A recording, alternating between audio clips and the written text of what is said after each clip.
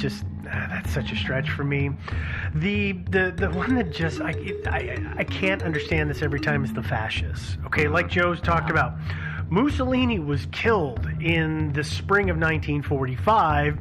The Italians were defeated by the Allies in the early 45. Mussolini had been, taken down as prime minister. I think it was in 1943 or something like that. Yeah, he was deposed way earlier. Yeah, 2 years before he was killed. And he was killed by the resistance, the Italian resistance, and hung for everybody to see. His body was hung naked. And upside down. Yeah. Like at a train station or something? Something like that. Yeah. So, I mean, why...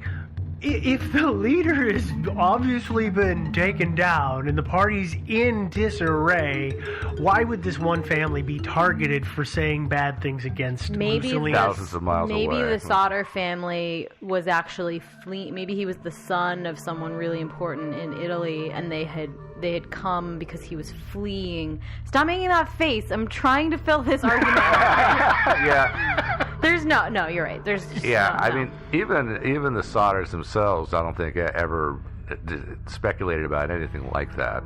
They would have known. For the most part, no. Yeah. They didn't think that was it. Although there are bits of the story that I've left out because I can't corroborate that people always attribute to the fascist did it bit. But I don't buy it. I don't know. Yeah, no, I think they have bigger especially things. since they hired so many private investigators and blah blah blah. They would have known if any group were going to do this as a terrorist act against the family, they would have made themselves known, and it wouldn't have been this huge big thing. It would have been how did it happen? Yeah. The thing about it is that Mussolini in the 40s was not terribly popular in America. And so lots of people were bad mouthing him. And their houses didn't get burned. So, Yep. Yeah. So we talked about the who. Mm-hmm. Now let's talk about the how. The how, according to they were murdered, is... Well, they were murdered in the house in the fire. Right. It's pretty simple. Yeah, but how? So, do you remember the official description or cause of the fire was electrical? Yeah. People say that the fuse box was sabotaged, whether it be jamming a penny in it, as Joe had mentioned, or doing something else. Or putting in an inappropriate fuse. Yeah, something as simple as that. Now, the Sauters say there's no way that it was an electrical problem because there were lights on during the fire. I thought they shut the lights off. Didn't she shut off all the lights? She did. Yeah. She did, but I'm guessing that maybe some lights got hit on the way out and turned on. You run by and you flip the switch so you can run through the wall and not fall over the chair. I don't know. Yeah, that's possible. But the point is, they said there was no way it could have been an electrical fire because there were lights on in the house. Except, I'm sorry, a circuit can go bad and cause a fire somewhere, and the other circuits can still be working fine for a good amount of time. Well, maybe their house only had one circuit. No. I don't think that's I'm going to go back to Christmas lights. It was the Christmas lights that were on. But the last time I broke a fuse, half the lights stayed on and half the lights were off. And absolutely. Yeah, exactly. That's what a fuse system does. Also, let's be fair. If you're running for your life out of your house, you're not going to necessarily be like, oh, that one light fixture's out and this other one is on. I think this is they were observing it from outside once they had escaped from the house. Even then, how are you going to know necessarily like which ones of those are on and which ones aren't? I don't know. Honestly, I don't know the answer to that, and that's why I don't think that's bad. Yeah, it's bad. That's not accurate. The other way that the house was set fire, according to these theories, is that it was firebombed. There was. Do you remember Miss Sutter said at midnight or so she heard something hit the roof and roll down? Yeah. Okay, well, when they came back to the house a day or so, or a couple of days later... To fill the hole in, yeah. I'm guessing it was at that point, but maybe it was after that. Their daughter, Marion, said she found a weird, heavy, melted rubber ball thing, which Mr. Sauter was pretty sure, and other people seem to agree with, I don't know if this is right or not, that it was akin to a napalm bomb. Napalm bomb. Wow, that was hard to say. It's a tongue twister. Yeah, a lot of L's in there. I didn't know they made those out of rubber. According to this theory, they do. I don't know that they did, but according to this, somebody threw a firebomb on top of the house, and that's what caught the house on fire. I guess I thought that would make more of an explosion noise. No, actually, napalm doesn't explode. It's a liquid. It melts through, and then it burns. And so it would have taken an hour and a half from the time that it landed on the roof to catch the house on fire enough to wake people up? Exactly. I mean, that's they the found other it outside. part, right? If you're going to firebomb a house, you want to chuck the bomb into the house. You want to go walk up to, say, the basement and open or break a window. Or and chuck it coal into the chute basement. up and in. Yeah, so, I mean, at the scene of a fire, you're going to find all kinds of melted stuff. It was probably some of their own possessions. Yeah. It that had been probably melted was. and fused, Yeah, but- like a weird toy that they were supposed to open the next morning. Yeah, could Like be. a rubber ball. Yeah. Yeah, I don't think it was like a soccer ball. I think this was kind of thicker, but God knows what it was. It could have been anything. Yeah. Yeah. Melted and misshapen and just looked roundish. Really just looked roundish. Yeah. Yeah, I don't. I just know the whole napalm bomb. Napalm bomb. See? thing is just, You too. Yeah. It's hard. Yeah. Toy boat. Toy I'm boat. not even toy going boat. to try. Yeah, I don't think that the house was firebombed. I mean, this is one of those things, again, because I can't corroborate it, we're not going to talk about the fact that somebody said they saw fireballs being thrown in the sky that night, because I just think that that's something that was tacked on later. Like, what? Yes. So, that's our story. Yeah. Those are all the facts that I can find on it, both proven and some unproven, and I don't really put a lot of stock in, but that's all I've got. I mean, I personally, sadly, think that children perished in the fire. I don't know agree. if you two have any different No, I opinions. think unfortunately, they died in a fire. Yeah, no, it's. I think they did too. It's absolutely certain, but it's possible that it was arson. Or possible, more likely, it just began accidentally. Maybe the furnace. As most house fires do. Yeah, electrical, the furnace, maybe. I mean, there's all kinds of ways. That's the time of year it happens. Cat knocks too. something Yeah. over because cats are diabolical creatures. Yeah. That's true. That's a good point. Yeah. Well, there's the Christmas tree fire problem, right? Is that Yep. you've got your Christmas tree, and by that time of the year, it's actually probably much drier than it's going to be because you've had it for a couple weeks, and you have your one faulty plug, and with your Christmas lights that's wrapped around. This is a thing. This happens all the time. I know. And I was just thinking, I've never heard if they had a Christmas tree. You never hear that said. Yeah, I I don't just know. assumed they did, I just kind of assumed but they I did, guess they might not have. Yeah, I don't know. I mean, because assume. I'm sorry, I've had Christmas lights that my family has Mm-hmm. had for 30 years, and I have plugged them in and then touched the plug, Yep. and it was hot as Yeah. hell. Well, 20 and minutes later. or it'll send a spark out, or whatever. If the fuse blew, sometimes that can send a spark out the plug and Overload. Yeah. catches the whole thing on fire. Yeah. It's just Thousand ways it could There are start. a million ways. Yeah, A million. 10 million ways. Well, 15. I don't know. All right, ladies and gentlemen. Well, we're going to go ahead and stop here because that's all we really have. We can just keep talking about the millions of different No, ways. I don't want to keep You doing don't want that. to? Okay. Well, if you're one of the Too much solder, speculation. if you're one of the solder kids, get in touch with us. We'd like to hear from you. Yes. Well, they can get in touch with us by sending us an email. How's that? Oh, sure. Okay, we do have an email address. It is thinkingsidewayspodcast@gmail.com. You're welcome to send story suggestions, comments, feedback, whatever you feel like you can send there. You can also put comments on our website. The website is thinkingsidewayspodcast.com, and we've got our links to research as well as the episode there. And like I said, you can leave comments. I have noticed a funny thing lately, which is I think that everybody thinks that the internet is a free state. Yeah. Whereas our website is actually, it's a little more autocratic. We will trim comments, so people are welcome to leave comments, but those mean people never get their comments on our Mostly- website, so put whatever you want. Yeah, but if you have like feedback and, Yes, and things like that, absolutely. we love to have a conversation with you about that, so Of we course. can explore that a little more. And the the website is not necessarily the best place for that. Probably the email address. Email is the best place Yeah. to go. Yeah. Just as a mention. Absolutely. Now, like I said, on the website, we've got the episodes. You can stream the episodes from the website. You can download them from the website. You can stream them from anywhere else you want to on the internet. You can also stream or download directly from iTunes. If you're on iTunes, please do leave us a comment and a rating. We do appreciate those. We also are going to be on social media. So we got the Facebook group and the page. Lots of fun, lots of things going on there. It's been crazy busy lately. And then, of course, we are on Twitter. We are Thinkin' Sideways on Twitter, so no G in the middle.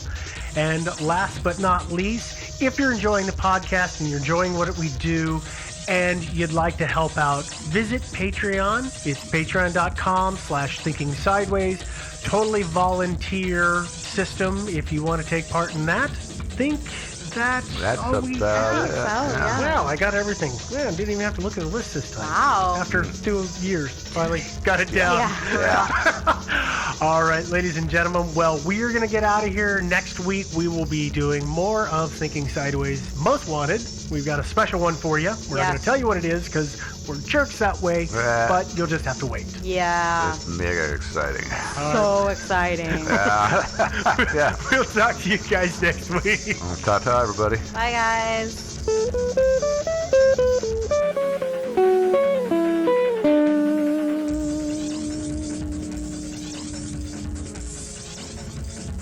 Hey guys, Steve here. You are listening to one of our original 26 episodes. If you've listened to any of our new episodes, you're going to notice that we're sounding a little different in these ones. Yeah, there's a reason for that. There is. They've been remastered. They have been remastered. Because they had a really annoying hum. Yeah, I mean, a huge thanks to listener James for doing almost all of the legwork on this thing. Yeah. You'll also notice if you had listened to what we're calling the Lost 26 episodes before, and you're re-listening now, the music and sound effects are gone. Yes, Yeah. we've gone back to straight audio. So be warned, we sound a little different today than we do in what you're about to listen to. Yeah. Enjoy. Bye. Okay, bye. Thinking Sideways. I don't understand. Does not compute. You never know. Insufficient data for formulated supply. Stories of things we simply don't know the answer to. Well, hey there, I'm Steve, and as always, on my right is Devin, Hi. and on her right is Joe, Hello. Also your left. also my left, Yeah. and when you put us in a room and you slap a couple mics in front of us, you get Thinking Sideways the podcast. Yay! Yay! So, ladies and gentlemen, this week we've got a bit. I want to give everybody kind of an idea how things work behind the scenes to then let you know why this is such an important one. So what we typically do is we get together and we talk about different topics, things we want to put on the show, and sometimes one rings with all of us and we each want to go ahead and research it and host that one. And then we got the great idea, well, what do you know? Why don't we go ahead and just do this as a big show with the group? So we're doing that today. It's a pretty exciting idea. Yeah, it really is. So what are we going to talk about? We are going to talk about the Spanish flu, otherwise known as the influenza pandemic of 1918. Okay, before you go rush into Wikipedia, let me just tell you what it is that the pandemic was. The 1918 flu pandemic actually appeared in about January of 1918 and didn't go away officially until December of 1920. So technically it was around for about 2 years, but it was an unusually deadly strain of influenza. The flu is influenza. Did you guys realize that? Yeah. I didn't know get that? flu was influenza until I started doing the research, and then I felt kind of super intelligent. As you should, yes. Yeah. It's a good thing you stumbled upon this topic then. You could have gone all the way through life and not known about Never that. known Yeah. that the flu and influenza were the same thing. So it was an unusually deadly strain of influenza, and it hit the world in basically two major events. One around April, May of 1918, and then again it popped up. I believe it was around September of 1918. Does that sound right? Yeah. Yeah. Okay. Which is unusual because a flu would normally. When does the flu normally arrive? It's early winter. Yeah, usually people get the flu like late fall and then it hangs around for winter. And I'm not a doctor, but it's my understanding that almost every year it's basically a different strand that people get. People develop an immunity very often. You have to get vaccinated every year because it's like a slightly different strand because it's always mutating, which, that's what a virus virus does. Right. Continues to do that. Well, and this one was weird because it showed up in the spring, and then it showed up before the fall would normally have had its normal strains coming through. What was really, really bad about this, why it's considered a pandemic, is that it infected worldwide 500 million people. That's so many people. It is. Well, especially in those days, because there weren't nearly as many people in those days. No, it killed 3 to 5% of the world's population. It was killing up to, at its height, 50% of the people who were infected with it. It killed 200, and then, okay, the numbers are a little hard to get for the exact number of people that died. It was 1918, right? It was 1918. Record keeping was not at its height as it is today.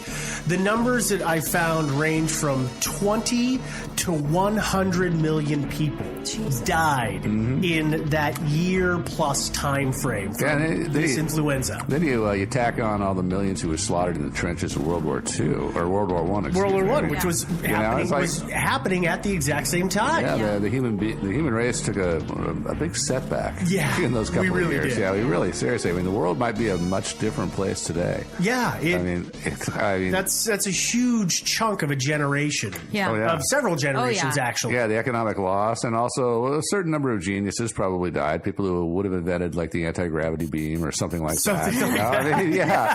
And we don't have the anti-gravity beam today because of this. Yeah, you're right. Friggin' flu. You know? It's considered one of the deadliest natural disasters of human history. Yeah. Just because of that sheer volume of people who died. Yeah. Now, I will continually refer to this as the Spanish flu because that's the name that it was dubbed. You said, Joe, well, that we were in World War I. Okay, what happens during a military conflict? Well, most governments censor, at least at that time, they really censored what news could and couldn't be put out. Yeah. Well, in Spain, because I don't believe they were as involved in the war at that time, they weren't censoring the news. So they were the first ones to report it. So they said, we've got this new strain, it's people are really sick, people are dying. So globally, everybody just started referring to it as the Spanish flu because that must be where it came from. It's good for them, really. What? Well, I mean, it's great because now for Spain, forevermore is remembered as the place of origin of this horrible flu. Yeah, exactly. Yeah. Which makes me want to go to Spain. Oh, yeah. Yeah. Me too. Yeah, but and Spain will actually be known for something. It's like, because they're not really known for anything. That's true. Like, flamenco and conquering a big chunk of the world in the 16 and 1700s. You're right. Oh, there was that. Yeah. It's fine. Yeah. Well, here's the other thing that made this such a deadly outbreak is if you've ever seen when we get to that time of year when the flu is coming out and we get the vaccinations, they start saying everybody needs a vaccination. Who are the first people that they say should be vaccinated? Old people and babies. And children, right. Because they are the ones that are most likely to be affected because theoretically their immune systems aren't developed enough to fight off the infection. Yeah. What's unusual about the Spanish flu is that its primary target range was people between the ages of 20 and 40. Whoa. So those were the people who were primarily dying, and the young and the elderly were basically spared for a large part. They didn't kill them. They get sick, not necessarily, spared, but they get sick, but they wouldn't die from it. Yeah. Which is unusual. Imagine the ramifications if something like that hit us again today with our demographics today. We have so many more old people on Social Security. And if a huge chunk of young working age people just died off, well, Social Security is going to collapse. That would be yet another social issue. Yeah, that would come apart from this. So, of what the Spanish flu was. Right. Okay, we know it's influenza, but we don't know what caused it and why it was so bad. Right. It's referred to as H1N1, which, again, if you've ever listened to the news, when there's outbreaks of swine flu or bird flu, it's H1N1 or H2N1 or H5. There's always that term is always used, though the numbers change. Yeah, and I don't know. I mean, I don't think any of us know particularly what that pertains to. I mean, I some tried. complex chemistry, something. But wasn't swine flu N1H1, not H1N1? I can't remember. I don't remember which way it goes. It's ladies and gentlemen, if you understand this, please help us. But it is a very complex subject, and I had a very difficult time getting to getting it straight in my head. Did you try doing H1N1. Did you It try was to do H1N1.